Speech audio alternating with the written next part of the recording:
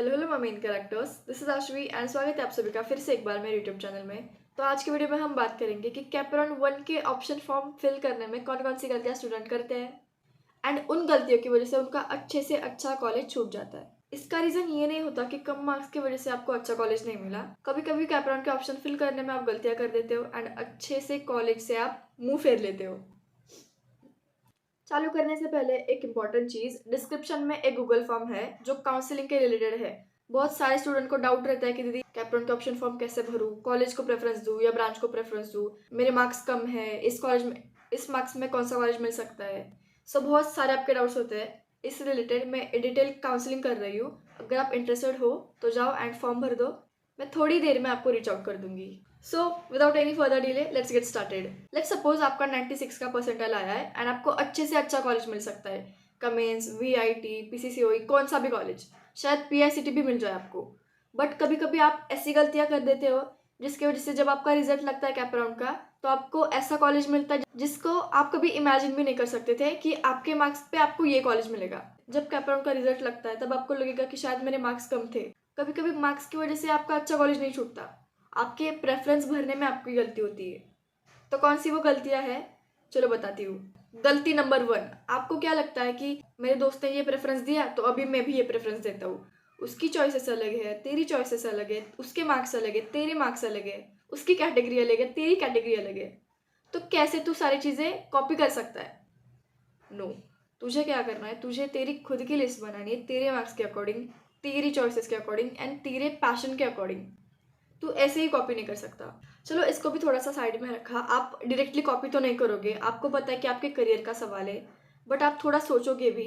But कभी कभी क्या होता है ना, सपोज मैंने किसी को पूछा मुझे इतने इतने मार्क्स है, मेरी ये कैटेगरी है एंड मेरी प्रेफरेंस की लिस्ट ये है, तो तुझे क्या लगता है? तो वो इंसान अगर आपको थोड़ा सा बताएगा कि तू नहीं ऐसा कर, तू ये कॉलेज डाल सकता है, बट द थिंग इज कि आपको क्या करना है, आप सुनो वो क्या बोल रहा है, वो थोड़ा सा सुनो। बट द थिंग इज कि आपकी भी चॉइसेस है, आप पूरा उस पर डिपेंड मत रहो। कभी कभी क्या होता है ना, आपकी थिंकिंग एंड उनकी थिंकिंग अलग रहती है। आप अगर 4 लोगों को पूछ रहे हो तो चारों लोगों के आंसर अलग अलग होंगे। तो आपको सिंपली क्या करना है, सबका सुनो बट अपने दिल का करो कि एग्जैक्टली आपको क्या लगता है, एग्जैक्टली आपके करियर गोल्स आपको पता है। सो उसके अकॉर्डिंग आप डिसीजन ले लो। सिंपली एक चीज ध्यान में रखो, आपको किसी का भी कॉपी नहीं करना है, थोड़ा रेफर कर सकते हो बट अपना गोल खुद को पता होता है। तो आप खुद से अच्छा सा लिस्ट बनाओ, ठीक है? और अगर आपको तकलीफ हो रही है लिस्ट बनाने में, आपको नहीं पता कि कैसे लिस्ट बनानी है, तो आप मुझे रीच आउट कर सकते हो फॉर्म फिल करके, ठीक है?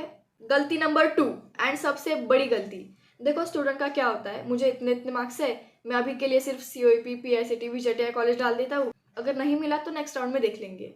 ये सबसे बड़ी गलती है। देखो, फर्स्ट राउंड सबसे ज्यादा इंपॉर्टेंट होता है क्योंकि फर्स्ट राउंड में ऑलमोस्ट सारी सीट्स फुल हो जाती है। लास्ट ईयर टोटल 58,000 स्टूडेंट थे जिन्होंने डायरेक्ट सेकेंड ईयर इंजीनियरिंग के लिए अप्लाई करा था। सो सीईटी एंड जेडब्ल्यू करके तो बहुत सारे स्टूडेंट होते हैं। तो क्या होता है, फर्स्ट राउंड में सारी सीट फुल हो जाती है एंड अगर सेकेंड राउंड में आप जाते हो और सेकेंड राउंड में आपको लगेगा कि मुझे सेकेंड राउंड में इस कॉलेज की ये सीट लग जाएगी, इस ब्रांच की, तो अगर आप नेक्स्ट राउंड में उसके लिए अप्लाई करते हो, अगर जो स्टूडेंट को वो सीट फर्स्ट राउंड में मिली है उसने अगर वो छोड़ी तो वो सीट आपको मिल सकती है। बट ऐसा कोई नहीं करेगा, कोई क्यों सीट छोड़ेगा? उससे अगर उसके चॉइस की अच्छी ऊपर लेवल की सीट मिली तो वो बंदा वो वाली सीट छोड़ेगा।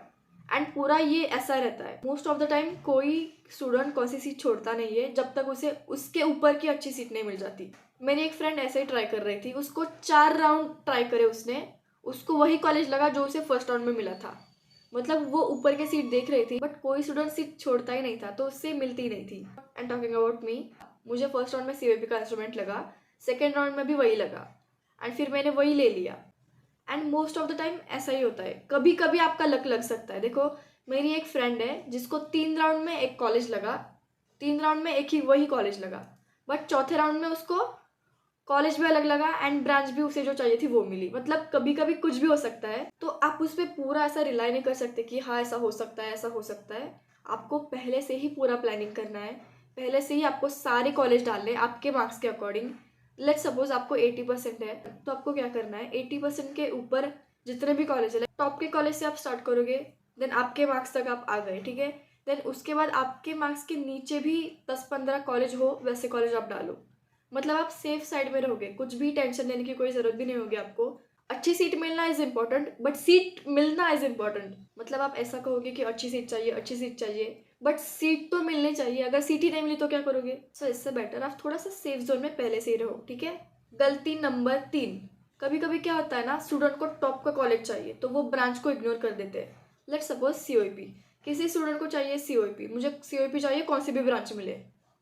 This is not fair guys. मुझे पता है कि आपका COEP को लेके बहुत ज़्यादा ऑब्सेशन है, आपको चाहिए COEP, मुझे COEP चाहिए, उसमें पढ़ना है, ऐसा बहुत है आपका। बट द थिंग इज़ कि आप COEP के लिए कुछ भी करो, ऐसा मैं नहीं कहूँगी। आपका जो इंटरेस्ट है ना गाइज, उस पर फोकस करो। मुझे एक स्टूडेंट ने डाउट पूछा था, उसकी डिप्लोमा में ब्रांच थी कंप्यूटर साइंस, ठीक है। एंड वो कह रही थी कि दीदी मुझे COEP में पढ़ना है, मुझे COEP बहुत अच्छा लगता है एंड ऐसा सब कुछ। तो उसने मुझे पूछा अगर आप इस सिचुएशन में होते तो आप क्या करते। मेरा जवाब क्लियर है। अगर मैंने अपना डिप्लोमा किया है कंप्यूटर साइंस इंजीनियरिंग में एंड ऑब्वियसली कंप्यूटर का कट ऑफ हाई रहता है, तो मुझे अपने डिग्री के लिए कंप्यूटर नहीं मिलेगा COEP में। तो इस सिचुएशन में मैं एग्जैक्टली क्या करती, मैं बाकी के जो कॉलेज है ना टॉप के, PICT, VIT, Cummins, PCCOE, VJTI, ऐसे सारे कॉलेज जो है ना टॉप के, उसके CSIT ब्रांच के लिए मैं ट्राई करती, AI वगैरह ब्रांच के लिए भी मैं ट्राई करती। वो नहीं मिलते देन उसके नीचे मैं COEP की कोर ब्रांचेस डालती, क्योंकि दैट इज़ इम्पॉर्टेंट गाइज। अगर आप कह रहे हो कि मुझे COEP ही चाहिए, मुझे कौन सी भी ब्रांच मिले, सो दिस इज़ नॉट फेयर। पहली बात, आपका इंटरेस्ट मैटर करता है। अगर आपने अपना डिप्लोमा किया है कंप्यूटर IT में और अभी आप कह रहे हो मुझे कोर भी चल जाएगा just because of COEP, so this is not fair. मुझे पता है आपको COEP को लेके बहुत ज़्यादा ऑब्सेशन है, but this is not a good way guys. मेरा सिनेरियो कैसा था मैंने आपको बताया। मैंने ENTC में अपना डिप्लोमा किया था and then ENTC is related to instrumentation, so that's why मैंने अपनी ब्रांच चेंज करी थी। बट अगर मैं CS में होती तो मैं बिल्कुल भी ENTC भी नहीं लेती, इंस्ट्रू भी नहीं लेती, क्योंकि these are different branches. Even मैंने क्या करा था, मेरा डिप्लोमा ENTC में हुआ था तो मैं CS के लिए ट्राई कर रही थी। अगर मुझे CS मिले तो, अगर मुझे CS मिलता तो मैं CS लेती। मतलब आप नीचे से ऊपर जा सकते हो, बट आप ऊपर से नीचे मत आओ, मत आओ, सीरियसली मत आओ। अगर बहुत डू और डाई सिचुएशन हो रही है ना कि नहीं यही चाहिए, तो आप करो। बट द थिंग इज कि इट इज़ नॉट सजेस्टेड कि आप CS से कोर ब्रांच के लिए जाओ।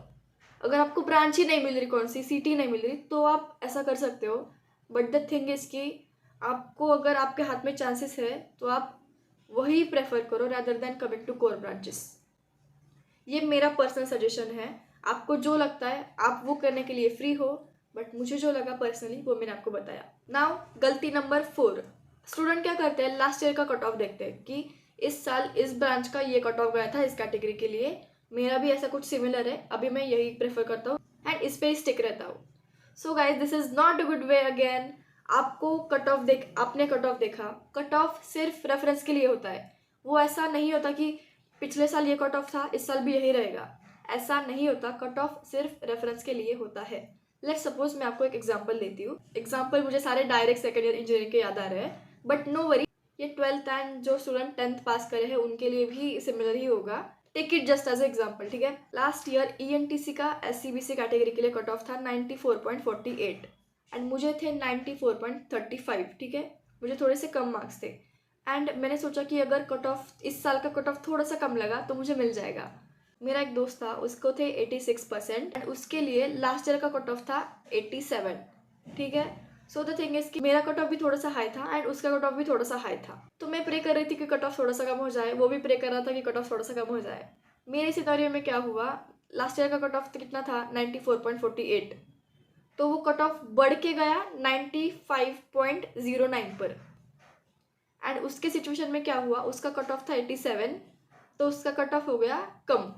मतलब उसको जितने मार्क्स थे उसको वो कट ऑफ क्लोज हो गया उसके मार्क्स पर एंड आई वॉज लाइक कि ब्रो, एंड मुझे लगा कि यार उसका हो गया मेरा नहीं हुआ। But I am happy right now, क्योंकि ENTC and instrumentation similar he branches है एंड ENTC का इंटेक है 150 स्टूडेंट का टोटल पूरा एंड इंस्ट्रू का है 60 स्टूडेंट का, तो हम कम भी स्टूडेंट, कॉम्पिटिशन भी थोड़ा कम है एंड ओवरऑल मुझे अच्छा लगता है अभी। तब मुझे अच्छा नहीं लगा था जब मैंने देखा कि इंस्ट्रूमेंटेशन में लगा है, बट अभी मैं बहुत खुश हूँ। तो आते हैं मुद्दे पे, आपको लगेगा कि लास्ट ईयर का कट ऑफ इतना था तो इस साल भी इतना ही रहेगा या थोड़ा बहुत ऊपर नीचे हो सकता है, आपको ऐसा लग सकता है। बट द थिंग इज कि आप कट ऑफ सिर्फ रेफरेंस के लिए देखो, आप उस पर पूरा रिलाई मत करो एंड जब कैपराउंड 1 का रिजल्ट लगता है, आपको कौन सी भी सीट नहीं मिलती, तब जो प्रेशर होता है ना वो क्रेजी लेवल का होता है। सो इससे बेटर आप थोड़ा सा सेफ साइड में चलो। गलती नंबर 5, कम कॉलेज भरना। कभी कभी क्या होता है, बहुत स्टूडेंट कम कॉलेज डालते हैं। लेट्स सपोज एक स्टूडेंट ने 15 ही कॉलेज डाले, उसको लगे इसमें से एक तो लग ही जाएगा ना, तो ज़्यादा क्यों डालने हैं। भाई ऐसा बिल्कुल भी नहीं होता। तुम 15 डालो, तुम कभी कभी 50 डालो, कभी कभी 50 में से भी नंबर नहीं लगता। तो मेक श्योर करना है कि आप ज़्यादा से ज़्यादा कॉलेज डालो आपके मार्क्स के अकॉर्डिंग। जैसे मैंने बोला, आपके सपोज 90% है ना, तो आप 92 के ऊपर वाले, 90 के ऊपर वाले सारे डालो आप एक तो, एंड उसके नीचे भी 10-20% कम वाले भी कॉलेज आप डालो, ताकि आप सेफ साइड में रहो। मतलब टॉप कॉलेज तो सबको चाहिए, बट एटलीस्ट कोई तो कॉलेज हो, कोई तो सीट आपके हाथ में हो। जितने ज़्यादा से ज़्यादा आप कॉलेज डाल सको उतने आप डालो, बट मेक श्योर कि आप कम कॉलेज नहीं डाल रहे हो। मुझे 94% थे, एंड उसके बेसिस पे मुझे COEP थोड़ा सा मुश्किल हो रहा था, बट मुझे आराम से PICT मिल रहा था, आराम से VIT मिल रहा था, आराम से कमिंस मिल रहा था। मैंने क्या किया, ये 4 कॉलेज तो मैंने फिक्स थे कि ये 4 ही कॉलेज चाहिए, इसके अलावा कोई दूसरे नहीं चाहिए। तो मैंने ये कॉलेज को रखा, बट उस कॉलेज के भी डिफरेंट डिफरेंट ब्रांचेस डाली, एंड देन टोटल मेरे 15 प्रेफरेंस बने, एंड उनमें से फिफ्थ नंबर का मेरा लग गया। सो ऐसा होता है। आपको मेक श्योर करना है कि आप, मेरी एक फ्रेंड को 87 कुछ तो परसेंट थे, एंड उसने पहले 30 कॉलेज की लिस्ट निकाली थी कि मैं 30 कॉलेज डालूंगी। मैंने उसको बोला कि थोड़े और कॉलेजेस तो ऐड कर, तूने जो डाले हैं उसमें से लगा तो अच्छी बात है, बट अगर उसमें से नहीं लगा तो तेरे पास बैकअप रहेगा कि एटलीस्ट कोई तो सीट तेरे हाथ में होगी। एंड देन उसने और कॉलेज डाले, और 20 कॉलेज डाले, तो उसको 38 नंबर का कॉलेज लगा। मतलब उसने कितने डाले थे, 30, उसमें से तो उसका लगा ही नहीं, 38 पे जाके उसका नंबर लगा। तो ऐसा होता है, आप कभी कभी बिना सोचे समझे कम कॉलेज डाल देते हो, बट सिचुएशन ये रहती है। एंड मेरी बहुत सारी फ्रेंड्स को फर्स्ट राउंड में एक भी सीट नहीं मिली, एंड देन फिर बाद में उन्होंने जब कॉलेज का नंबर इंक्रीज करा तब उन्हें सीट मिली।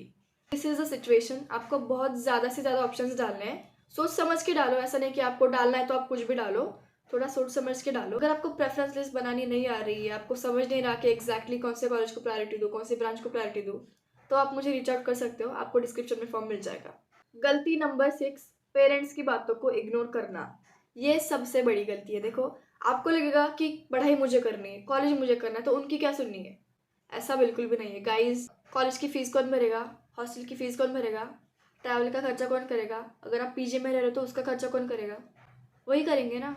सो आप जब भी लिस्ट बनाओ, जो भी करो, पहले उनको पूछो। सपोज आपको चाहिए COEP की फ़ीस कितनी है। मैं पर्सनली 1,25,000 फ़ी भरती हूँ। तो अगर मैंने उन्हें बताया नहीं होता कि ये कॉलेज है जिसको मैं प्रायोरिटी दे रही हूँ, सबसे पहले इसकी फ़ी इतनी इतनी है, मैं डालूँ या नहीं डालूँ, मुझे तो यही कॉलेज चाहिए, मुझे तो इसी कॉलेज में पढ़ना है। बट द थिंग इज़ कि ये फैक्टर भी मैटर करता है, क्योंकि फ़ीस एंड ये सब चीज़ें तो घर वाले ही देखेंगे, तो उन्हें भी इन्वॉल्व करो अपनी लिस्ट में। और द थिंग इज़ कि फ़ीस का इतना कुछ नहीं, अगर आप डेडिकेशन से थोड़ा पढ़ाई कर रहे हो, अच्छी स्कॉलरशिप्स ला रहे हो ना, तो आपका फ़ी का भी सॉर्ट हो जाएगा। बट द थिंग इज़ कि जब आपका एडमिशन हो रहा है ना, तब पहले आपको पेरेंट्स से ही सपोर्ट लेना पड़ेगा, ठीक है। तो इसलिए जब भी आप लिस्ट बनाओ, मेक श्योर कि अगर आपको ये कॉलेज लगा तो आपके पास बैकअप है पूरा, इतनी अगर फीस होगी तो मैं कर सकता हूँ। ये चीज़ें सोच के ही आप लिस्ट बनाओ, अपने पेरेंट्स को भी इस चीज़ों में इन्वॉल्व करो, ठीक है। गलती नंबर 7, कैप राउंड्स को हल्के में लेना।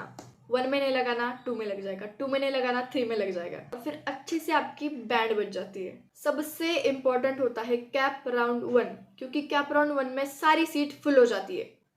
और अगर आपको लगा कि कैप राउंड 2 है, कैप राउंड 3 है, 4 है, अरे भाई, कैप राउंड 3 इनफ नहीं था, इसलिए कैप राउंड 4 रखा उन्होंने कि भाई 3 तक बहुत स्टूडेंट का नहीं हो रहा, 4 राउंड रखेंगे। सो ये सोचकर उन्होंने कैप राउंड 1 इंक्रीज करा। कैप राउंड 1 सबसे ज़्यादा इंपॉर्टेंट होता है, तो जो भी है वो फर्स्ट राउंड में है, तो आपको बहुत सोच समझ कर करना है, और जितने ज़्यादा कॉलेज आप डाल सको उतने कॉलेज डालो, क्योंकि कभी कभी किसी को कॉलेज ही नहीं मिलता कैप राउंड 1 में। तो कैप राउंड 1 बहुत ज़्यादा इंपॉर्टेंट है, एंड उसके साथ ही साथ बाकी के राउंड भी इंपॉर्टेंट है।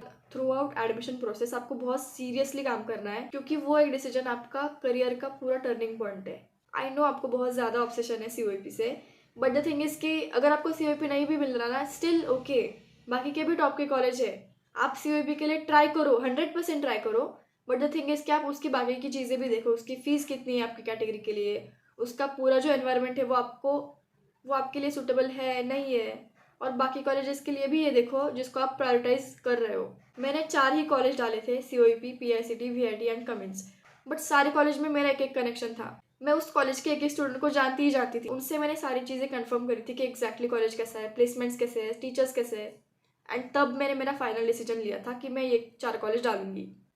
सो this is how you have to think, क्योंकि ये सबसे बड़ा डिसीजन है। एंड यस, कैप राउंड को बिल्कुल भी हल्के में मत लो, स्पेशली कैप राउंड 1 को, ठीक है। जितने ज़्यादा प्रेफरेंस डाल सको उतने डालो। एंड डिस्क्रिप्शन में काउंसलिंग का गूगल फॉर्म है, मेक श्योर कि आप उसको फिल कर रहे हो। आपको जो भी एडमिशन से रिलेटेड डाउट है वो मैं 1-to-1 काउंसलिंग में क्लियर कर दूंगी। तो जब आप कैप राउंड की ऑप्शन फॉर्म लिस्ट सबमिट करने वाले होते हो ना, उससे पहले ये चीज़ें आप दिमाग में रखना। क्या ये मेरा ड्रीम कॉलेज है? क्या ये सेफ कॉलेज है? क्या इसकी मैंने फ़ीस देखी है मेरे कैटेगरी के लिए? इसका हॉस्टल है, ब्रांचेस सही है, प्लेसमेंट देख ली, घर से डिस्टेंस कितना है वो देख लिया, पेरेंट्स के साथ डिस्कस कर लिया, एंड दोबारा सारी लिस्ट एक बार चेक कर ली।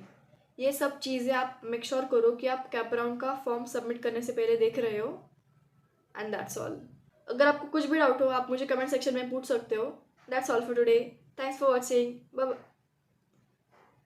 That's all for today. Thanks for watching. Bye bye. Love you.